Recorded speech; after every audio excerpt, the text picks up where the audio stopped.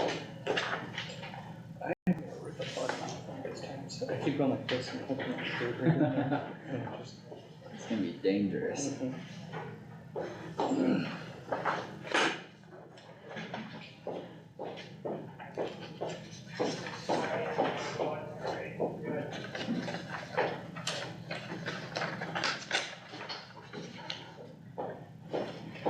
Hi, Donna. Hello. Hi, Kieran. Hey, how are you?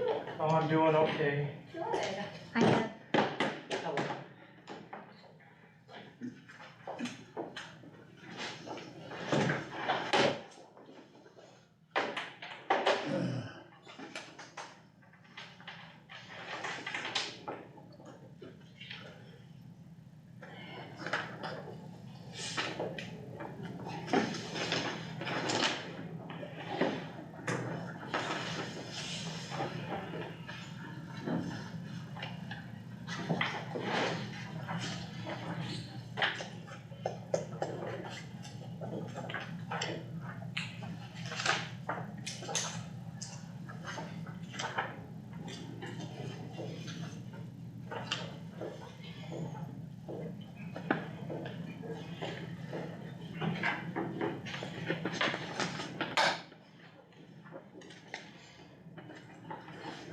You can start.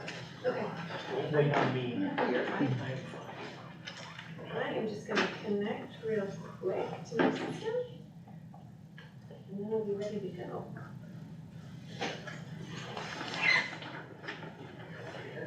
I can, I don't know. Sit back there all by Sit there yourself. by myself. Just grab this seat.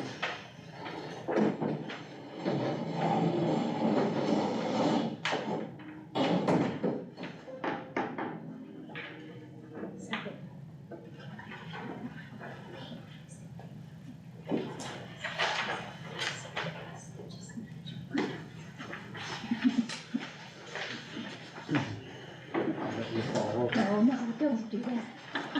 Please don't do that.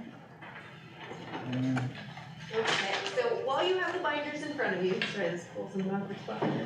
We're gonna mostly talk through the items on the left of the folder. The items on the right of the folder are simply there for legality. So there's a disclosure document and, another document relative to your stop loss policy. So that applies to the initial rates. The final rates we should have in the next couple of weeks. Generally, they're released the first 10 days of April for your 7/1 timeframe. So the reason there's initial and final rates is if there is something catastrophic that happens between when we release the initial rates and the final, those will be adjusted. Also, the inverse happens. If somebody that's a really high dollar claimant comes off the plan within that time frame, those rates will be adjusted as well. So it just kind of works in your favor in both of those directions. So we're going to focus on the items on the left, as I said. And first up, we're going to talk about your plan performance. I know that Doug had already released kind of the initial renewal to you guys during previous conversations, and we're really going to focus on the stop loss, but I do want to walk you through all of the documents just so we have an opportunity to answer questions or see if there's anything that you guys would like more information about. So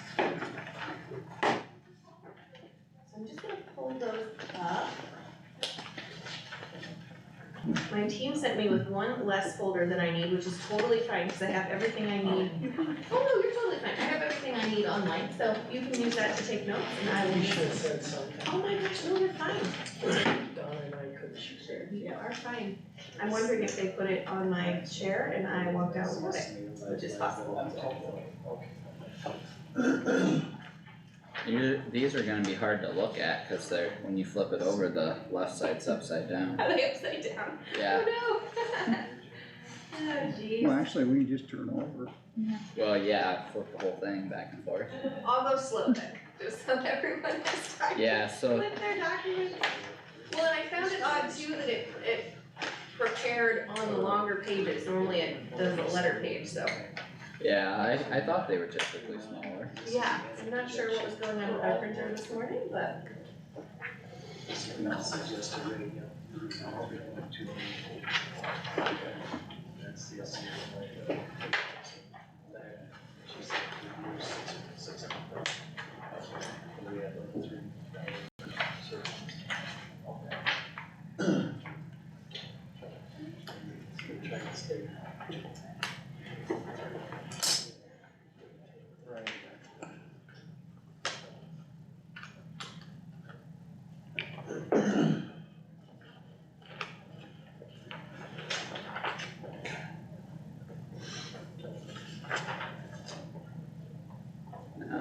that's how they're supposed to flip.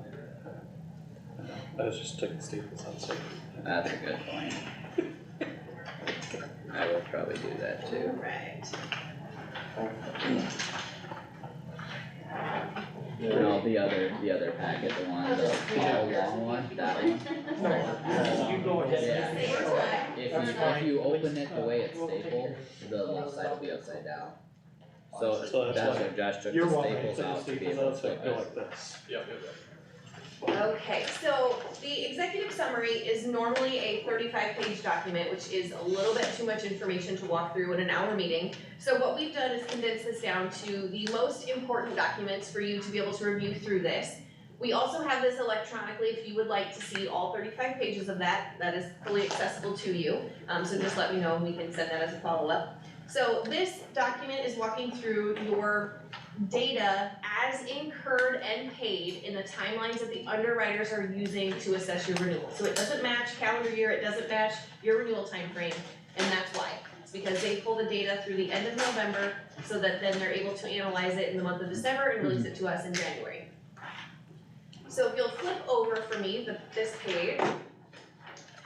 So when we look at your planned performance, it's the one with the blue arrows on the top. Looking at your current allowed per member per year, you're at $9,729. That is a 51% change from the prior period and is a 37% variance from our benchmark. So if we take that 51% and break that out into inpatient, outpatient, office, and pharmacy, your inpatient changed 81% per member per year. That is driven by both cost and utilization. So as you can see, inpatient cost went up 40% and utilization went up 26%.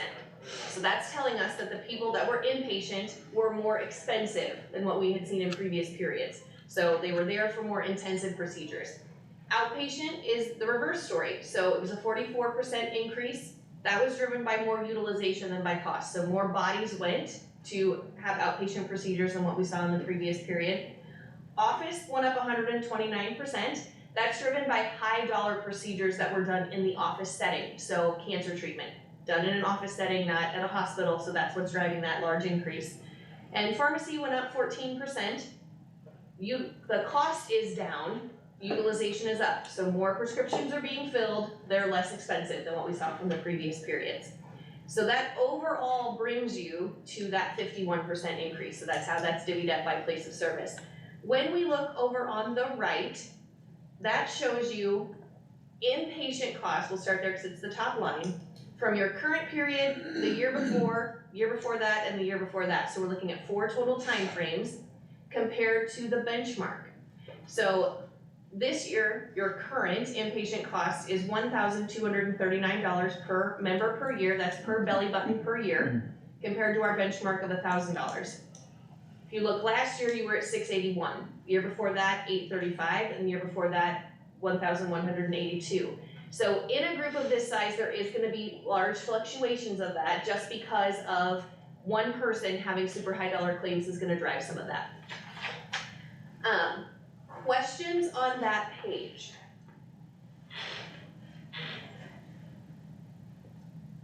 Other, just in case you look at this later, other is anything that doesn't fit in one of the other categories. So it's generally durable medical equipment, ambulance rides, unique situations that don't fit into the other categories. Okay, next page, looking at, this one says executive summary at the top, just in case you took your items apart like we did. The cost trends, breaking that out into total paid, medical and pharmacy. So your total paid went from $2,094 last year to $2,094, wouldn't that be nice? Up to $3.031 million. Medical was driving the majority of that, so it went from 1.6 to 2.5, and pharmacy went up from 476,000 to 524. When we break those out compared to the benchmarks, the benchmark is other government entities, colleges, cities, county governments, and school districts, so that's how we break that up into our book of business comparisons. You guys are just a little bit under our benchmark on some things and over on others, but the best way to look at this is the line graph on the right, bar graph on the right. So you guys are orange and our benchmark is blue. So as you can see, you had prior year -2, you were above the benchmark. Prior year -1, you started to level out against the benchmark, and then this year you had a big jump again. That's driven by those high dollar claimants, which we'll see in a few more slides. Okay, all right. The next is network. So what is Wellmark doing for you since you had a 51% increase in those overall claims? You saved $2.9 million in the current period by Wellmark's network arrangements. So that ends up being a 51% savings within health due to our provider arrangements. That is mostly driven by inpatient and outpatient services, so that's why that seems so much larger than last year. If you remember, inpatient spiked pretty severely. That's where we see our deepest discounts, is with the hospitals that we have in our network. The network utilization is amazing. Everybody stayed in the network. You didn't have anybody that stepped out of the network this time. Usually if someone goes out of network, it's not purposeful. So there was a dialysis clinic in Fort Dodge, as an example, a couple of years ago that went out of network contractually. They didn't want to accept our contracts, so they were out of network. Members may have been going there for years, didn't want to disrupt their care, maybe didn't even know that they stepped out of network. But then we were able to get them back in the network and that resolved itself. So there's situations like that where sometimes that happens, it's not intentional. Other times maybe somebody was in an accident and they didn't have a choice. They just had to go to the closest place and that happened to be out of network. So that's generally what happens. Okay, then the next couple of slides, I've broken out office visits, outpatient and inpatient services, just so you guys can see how those are trending and what those are driven by. I do want to focus on the call-out bullets on the bottom right. Our analysts have made sure to break down that information and call out the most important things. So when looking at office visits, benign cancerous tumors accounted for 34% of the allowed charges and only 2.5% of the visits. So they were just a very high costly thing that were being done in an office setting. The visits per 1,000 increased 61% and we're still below the benchmark. So they make that per 1,000 to normalize it across our entire book of business. So we're not just comparing small groups. So when we're looking at how you guys performed against everyone, those visits did go up significantly in the current period. The allowed per visit went up 789%. That is skewed by the high dollar services that are being done in an office setting. It's not that everyone had that jump. Radiotherapy, chemotherapy, and aftercare accounted for 24% of the allowed charges. So what's that telling us? The majority of office visits were being driven by those cancer treatments and follow-up services. So one or two large claimants are skewing that. But it is interesting to look at the chart at the top right, breaking out office visits into primary care providers, non-primary care providers, which is generally specialists, chiropractors, labs, mental health therapy, urgent care, and telehealth. Telehealth is the least costly service of all, but it's the least utilized. So the more we can get people comfortable with telehealth, the better plan performance is going to be. So something that we will continue to promote and encourage people to use through the communication strategies with your HR team.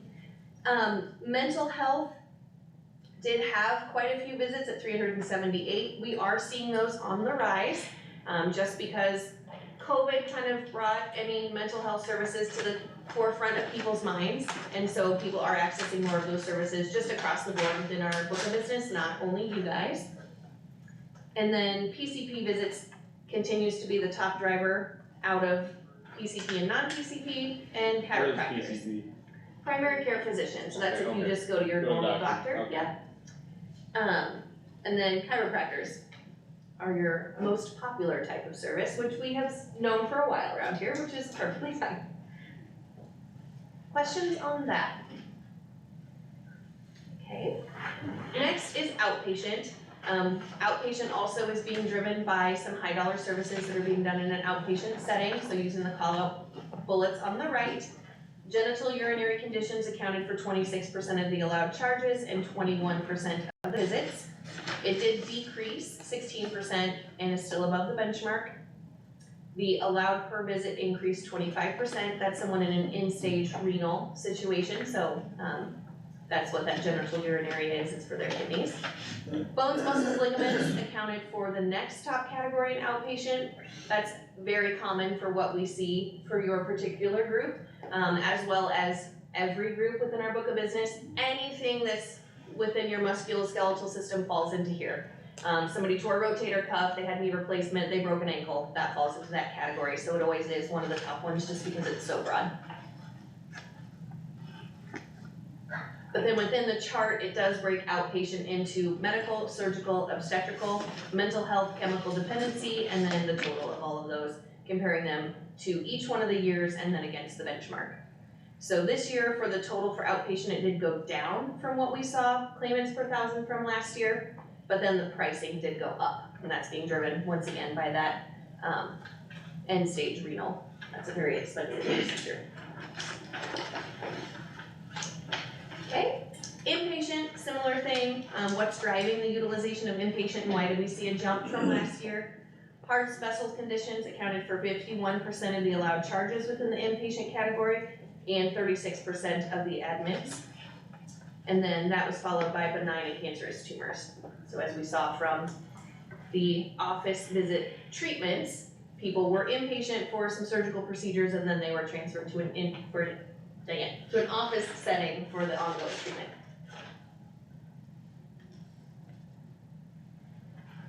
Okay. Alright. Then jumping to pharmacy. This continues to be a hot topic. I don't know if you watched the State of the Union, but pharmacy was something that was definitely addressed there. We all know that pharmacy costs are through the roof. We have one of the leading industries here for research and development for new drugs and treatment strategies, so that continues to be something that's going to be an ongoing cost. But what do we do as your formulary and your pharmacy benefit manager to try to reduce some of those costs? We do have some pretty intensive options that we can explore if you guys are interested. As it stands today, you don't have a high utilization of people on specialty meds, which is generally where we see the largest bang for your buck, if you will, by putting in those interventions. If you think step therapy, reductions of access to certain medications, making sure we're capitalizing on copay card programs and getting the money back to you guys, not just to the member, there are certain levers that we can turn on.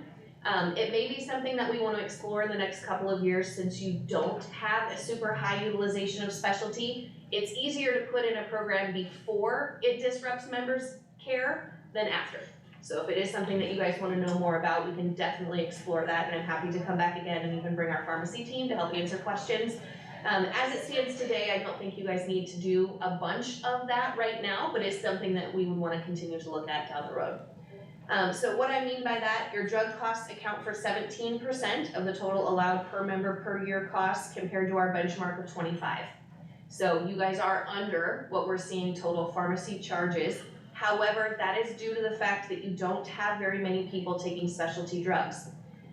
If you notice the highlights on the charge amount in the chart on the left, specialty medications allowed charges per member per year for you guys are $1,000 compared to the benchmark of $887, compared to non-specialty medication at $577 compared to the benchmark of $918.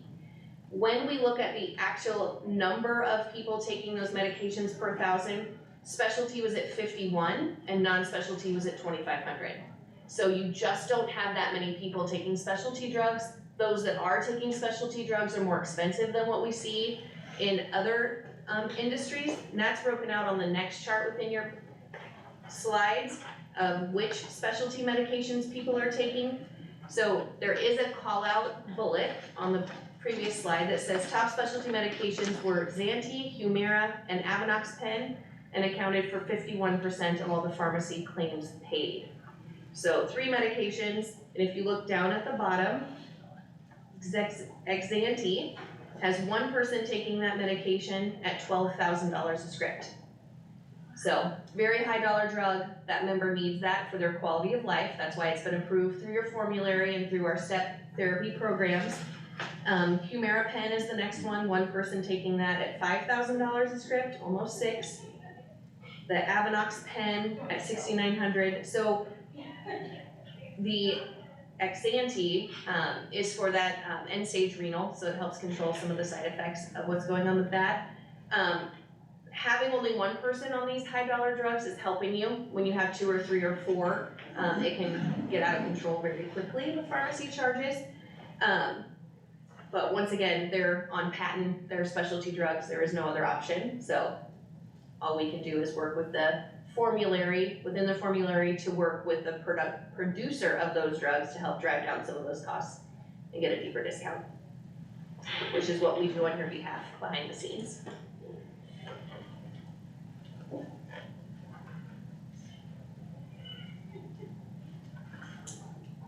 Okay, all right. Then the next is looking at your top claimants over 50,000. So as I said, your top claimant was the chronic kidney disease at $887,000. Most of that is driven by outpatient procedures, so that's that dialysis. Then the cancer, which is driven by drug, $183,000 in drug charges.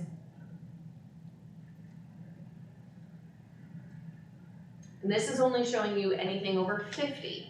If you flip 2 pages with me to this document, this shows you anything currently over $10,000. So this doesn't tell you who it is, but it is get sorted by charges.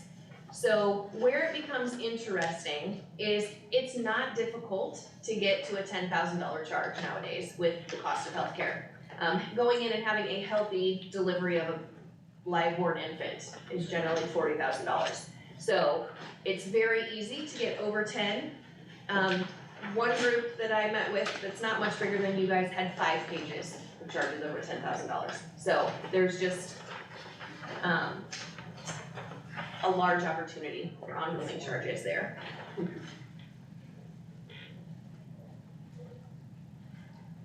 Okay, now if you'll jump with me to this page and this page. The summary and the rate page.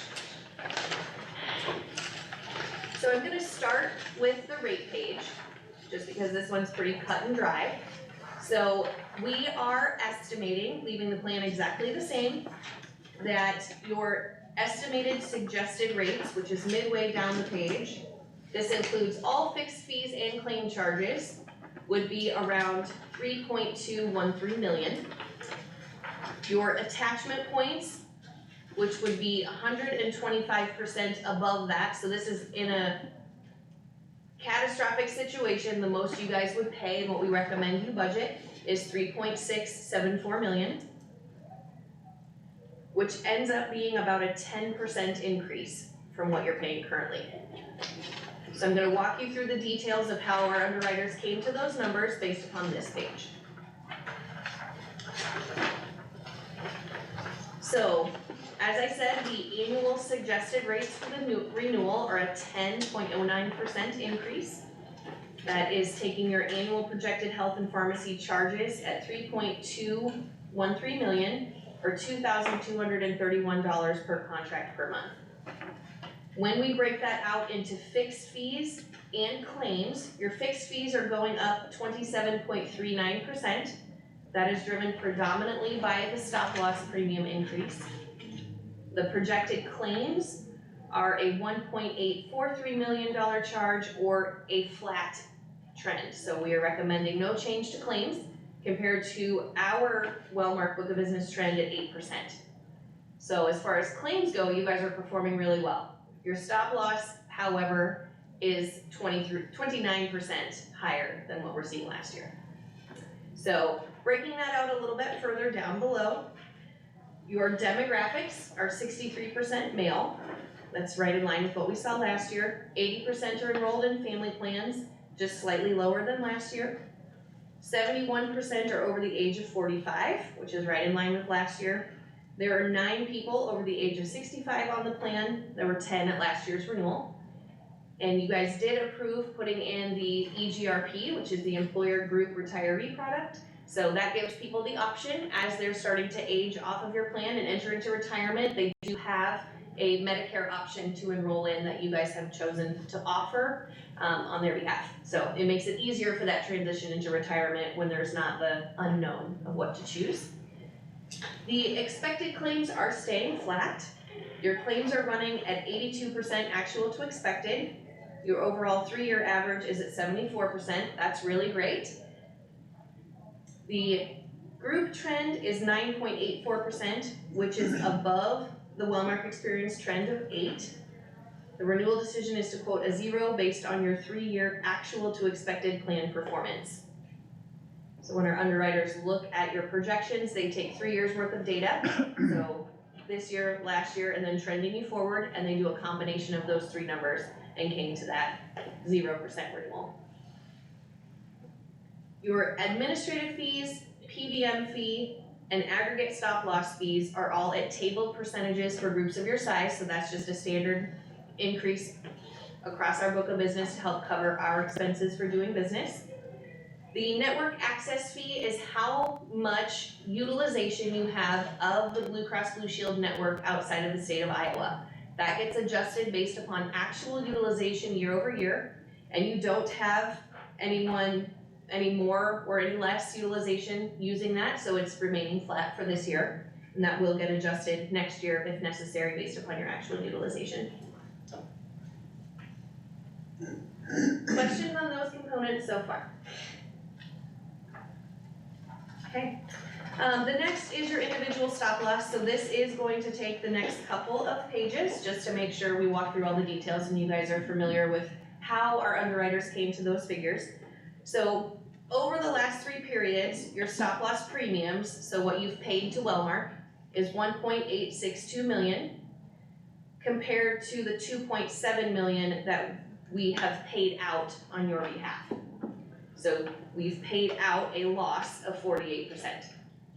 So that's where they're saying we need to level this out a little bit and make sure that we're giving you increases year over year that are fair, but also help to cover the actual expenses that you guys have of claims going out the door. Currently, your stop loss level is at 35,000, so that will come into play in a couple of other documents that we'll review in a minute. There are 10 members on the 50% individual stop loss report with 6 exceeding the stop loss. So each and every month, our finance team puts together a document of how many people are halfway to that $35,000 stop loss mark. As you increase your stop loss levels, that amount increases as well. So if you were at a 50,000, anyone that gets to 25 or more is on that report. So it helps you to be able to track month over month how many people are getting close to hitting their stop loss level. So there were 10 on that individual 50% report and 6 over. Last year's renewal is currently at 24 members on the 50% report and 16 exceeding, with 1 month left in your 12-18 contract. So then if you'll flip the page for me, there are currently 4 additional members that could complete above the 35 stop loss level. Based on the ongoing risk and the review of premium to credit ratio, we're quoting an increase of 29.69%. So when they're looking at the actual figures, they estimate within the actuarial values how many people would get to 10,000 and how many people would get to 35,000 based upon groups of your size. So we were expecting 28 members over 10,000 and you had 40 this year. There were 33 last year and 39 the year before. I have been asked before why that number has remained at 10,000 since we know medical costs and pharmacy costs are going up so high. That has just been historically what our actuarial factors have been to help us estimate ongoing risk. So when you start to look at claims over 10,000, that gives you a general idea if it's gonna be something that will be ongoing or keep increasing, or if it's something that was a one-time episodic thing. So if you think about pregnancy as example, once they deliver that baby, they're not gonna have another $40,000 charge unless they got unlucky and get pregnant again right away. But most of the time, you have a $10,000, $40,000 charge and it's one time. Versus do they have ongoing end-stage renal disease, and that's gonna be something that we need to continue to monitor and make you aware of. When we look at the over 35,000, we would expect 8. You had 16 this year, 11 the year before, and 12 the year before that, which is helping to create that 48% deficit in premium to credit ratio. And they do also, I think is interesting, give us a different chart that shows us how many people were repeating members. So of the 40 that were over 10,000, how many of them were part of the 33 from the year before? and half of them, so 55%, were current year only, and then like I said, 45%, roughly half, had been repeating. So it's just an interesting way to look at that, to help you guys know where our underwriters are coming from and get an idea of ongoing risk.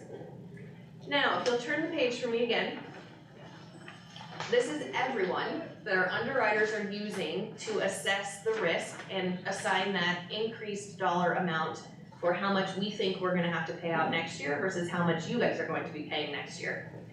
So that end-stage renal disease person was $887,000 this year, $386,000 last year, and $425,000 the year before. That person is eligible for Medicare as of 4/1 of 23. So within end-stage renal disease, you have to have had that condition for 36 months before Medicare will pick up and pay as primary. So that doesn't matter age-wise, you could be 25, and once you go into that end-stage renal diagnosis, you have 36 months, and then the government starts to pick up your claims exposure. So that person will be coming off here in a month. The second claimant is still active as well, prostate cancer, expected to be ongoing from 100 to 200,000 next year. The next one is cancer, 100 to 200,000 next year. The fourth one down isn't supposed to be high dollar claimant next year, they're gonna be up to 25,000.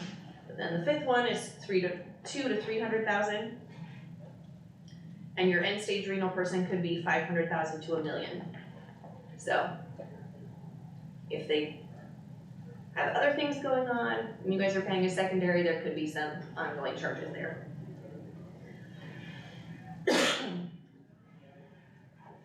But that 500,000 to $1 million is the one that will come Yes. off at 4/1. Yep, Medicare will start paying primary on that person 4/1.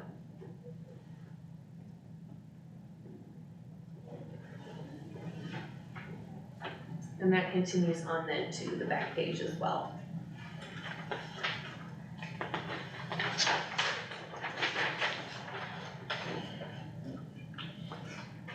So we wanted to look at, instead of paying Wellmark the $884 in premium to maintain the $35,000 stop loss level, should we look at increasing that stop loss, and instead of paying premium to us, maybe you bet on yourselves?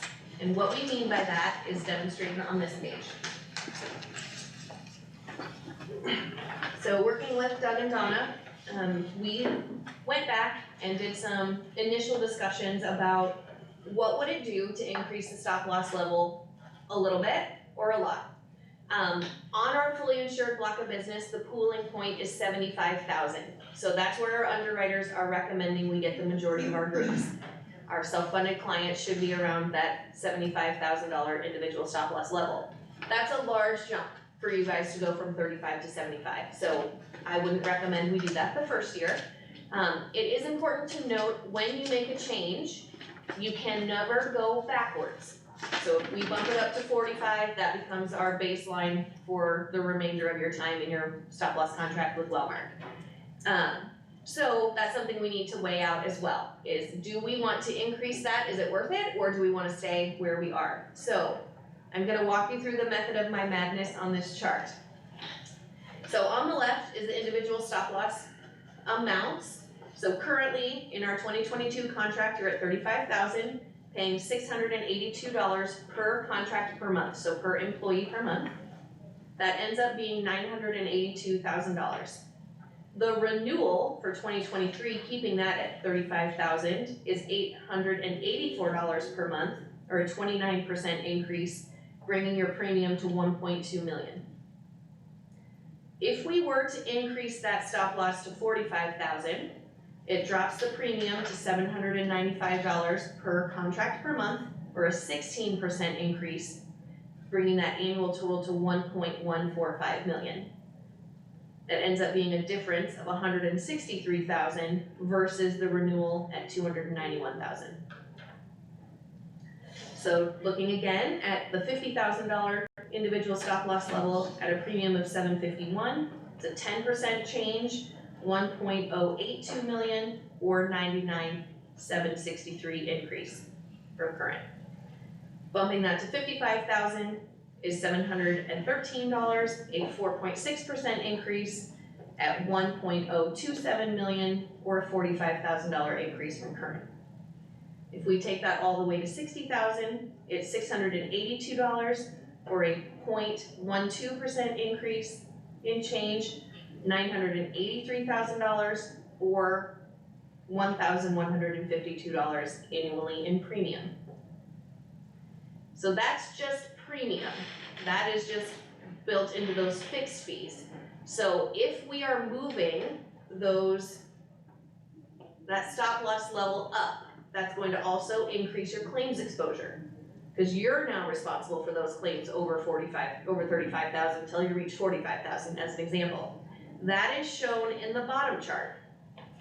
So where there's red, that's how many more dollars you're going to be spending for those folks. So if we move, so I'll just walk from the left to the right to make sure you guys are following my mathematical genius over here. So claims over 35,000, I've listed out every one that was on the stop loss report in the underwriter notes. I've listed out how many dollars were over 35,000 today. So the first claimant was $1,765 above 35 versus the other one was $852,000 over the $35,000 stop loss. So taking that to 45,000, you're gonna pay $10,000 more automatically on all those people in red, plus the $1,765 of the first claimant that's at 36,000. So that brings your claims exposure automatically to $151,000 more than what you're paying today. If we move it to $50,000, same methodology, it's automatically $15,000 for all those people noted in red that are above 50,000. The black ones are the numbers that are under 50,000, but still more than what you're paying today, bringing our total to $214,000 of extra claims. The $55,000 stop loss level is a $261,000 claims exposure. And taking it to 60 is $299,000 claims exposure. So that's just same, right? If everyone performed exactly how they did today, you would have paid that much more in claims dollars. Actuarially, they have given us those numbers from the underwriter up at the top again. So additional paid claims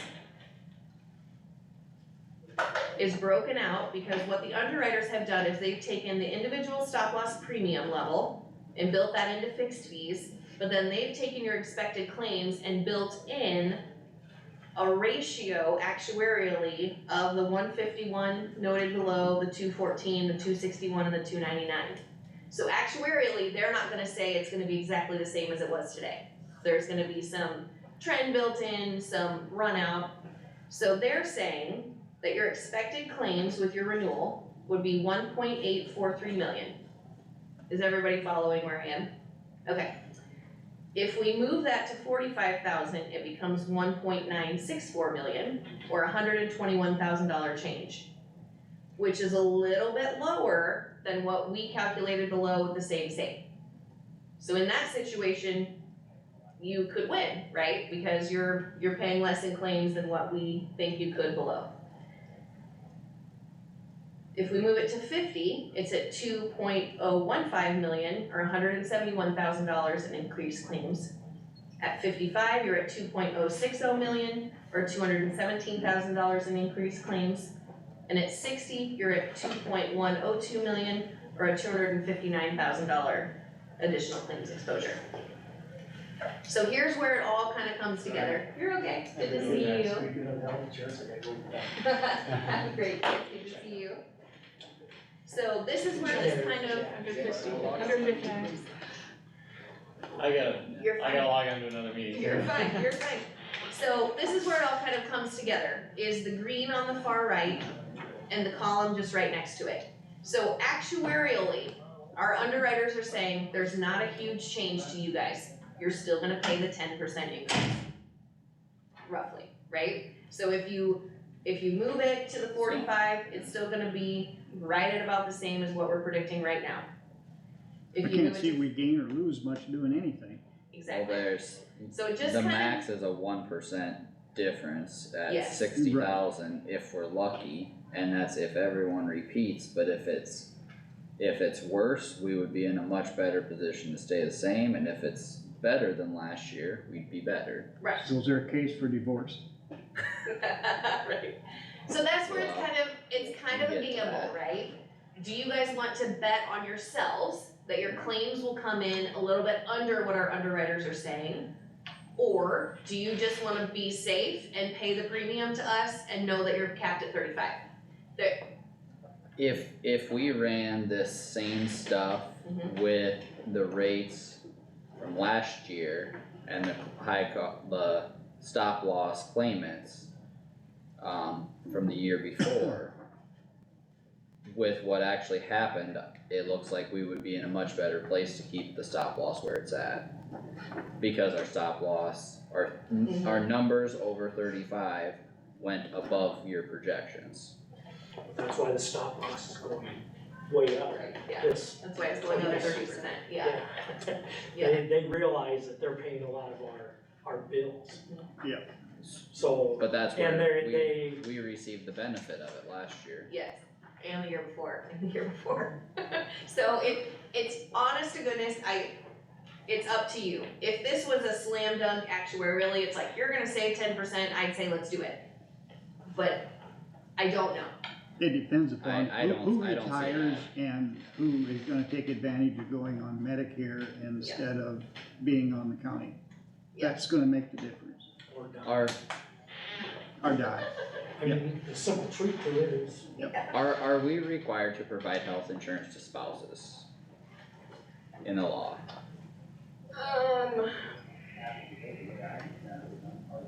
what is your question? Are we required to provide No. health No, insurance to spouses? not according to ACA. Okay, that's. It's dependents up to age 26. Okay, But as far as, is your question, does Kossuth County have to pay for Family the plan, insurance for a family? Is that your question? we do with the, Yeah, I'm not sure what your across the union street, they contracts have are. bargaining rights yet. yeah, the sheriff's would. No, No, They not bargain. no, they have no They unit. quit, didn't Yeah, they? it's just secondary. Well, road. they don't have a union, but they still have those provisions in the law, don't they? That No. they can negotiate that. They can negotiate health insurance yet. No, they don't. No, they don't. No, they don't. They have to do it according to the collective bargaining law. They don't have a union at They all. do not But have. they're- They're They're the civil public. service, but that doesn't include insurance. You talking the sheriffs or the office staff? Sheriffs. Sheriff. Deputies. They can't, no, they gave up with your union. I thought they could still negotiate for that stuff even though they are not an official union. No, Okay.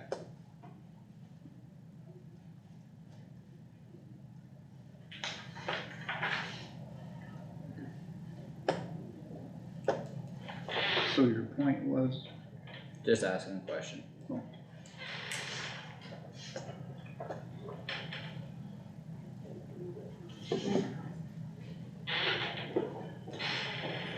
Of your 40 people over 10,000, 17 were spouses. So just 17 more? under half. Basically pretty much 50-50. So that was 17 of 40. yep, 17 of of 40. spouses. And that was over 10 or over 35? Over 10. So I just did a quick count based on this chart that Okay. it shows you.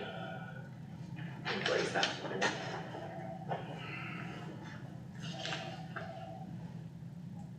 Some of them are kinda young.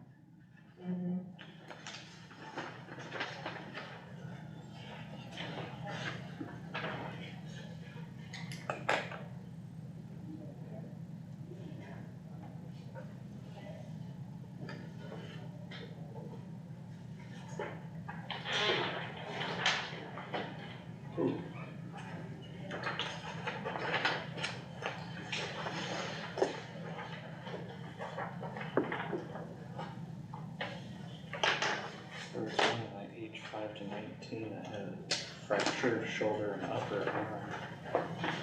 Well, that. Yeah, and then there's another front page, 5 to 19, bottom of the page. 55,000, 54,000. Yeah, they had a blood infection, so it's sepsis. Ooh.